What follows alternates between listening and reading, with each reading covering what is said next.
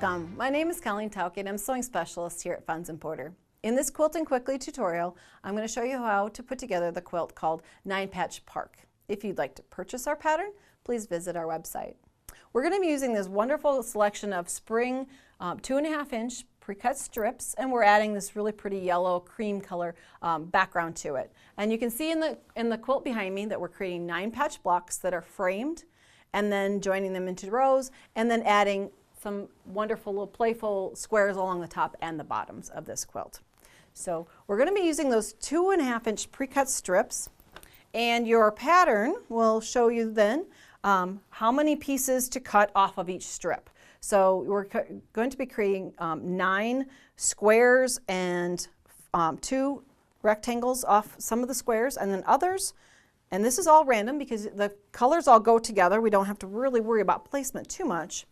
Then also we're going to be cutting off some of the strips, the framework that goes around those. So you're going to be creating some of the long rectangles, the shorter ones that go around these, and other pieces then that will go into creating the other pieces within the quilt. So the fun part, you're also going to be cutting the yellow, and I believe some of these are cut from lengthwise. Double check your pattern. We sometimes have people cut pieces that are long strips lengthwise of the fabric, and that makes the most efficient use without having to put lots of seams in your quilt and your borders. So we're going to create that center piece, that 9-patch in the middle, and I've got it partly created here, and as I pick it up you'll see that the pieces are actually joined and linked, and that's, if you haven't done that before, it's a chain piecing technique, and I'll step you through that. We're going to be using the turquoise and the pink blocks that we cut off of our 2.5-inch strips. Now when I come to do something like this, I will lay out the pieces right beside my sewing center and have them in the right order so that there's 4 of one and 5 of another, so you want to make sure you get those in the right position. Now the reason why I do this chaining kind of thing is because as I pick these up I can easily get them sorted, and then I'm like, okay, which row goes where? And if I chain them properly, then the rows are hinged, and it just eliminates some of the confusion. So it's kind of fun to do this technique. So what I do is I come in and I start row 1 and 2, the vertical row. I'll come in and lay them right sides together. Set my sewing machine up for a 1/4-inch seam, and then I can come in and chain one after the other, get them right laid out the way they go into the machine. And if you're working like this after work, late at night, it's kind of a nice way to keep yourself organized. You know you've gotten down through an entire block and everything is together and you don't have to resort later. So I'm running off one block right onto the next, pairing those.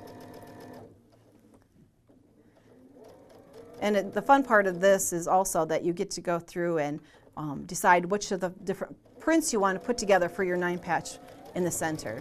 And the pattern is very convertible. It can be used with a variety of printed fabrics.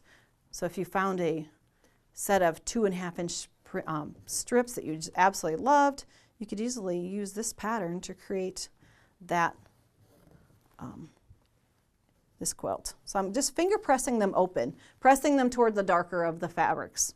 Usually in most of them you're going to create kind of a contrast, a light and a dark together. So here the blue is a little darker, so I've pressed my seam allowances toward that. So now I'm going to lay it so that the next row goes on top. I didn't clip in between any of those pieces, just laying them on. Then I can slide it right back to the machine and stitch down through the same way that I did the first row. Without stopping in between, I'm just sewing off of one piece and onto the next. Now I would go back at the end and set my seams and use my iron to press everything. I like to keep things, seam allowances pressed nice and crisp so that I don't have to use just the nose of my iron to press with, but the entire iron itself, because the weight of the iron is what does the work.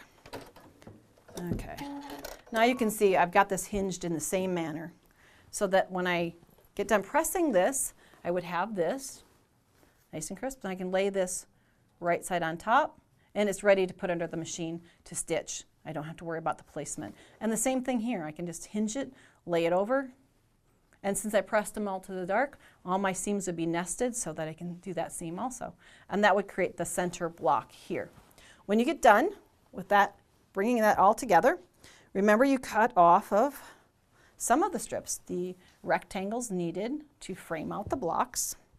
So you would join the short ones side to side, and then the top and the bottom, and you'll have created all the blocks for 9-Patch Park. Now you also create, when you were cutting off of your strips, you can cut extra of the little squares, and you'll be putting those together to make the top and the bottom border, and adding in some of those yellow background blocks to join your rows together and the sashing between the rows. And you've got your quilt top done. Thanks for joining me today. If you'd like to see more of our Quilting Quickly tutorials, please visit our website.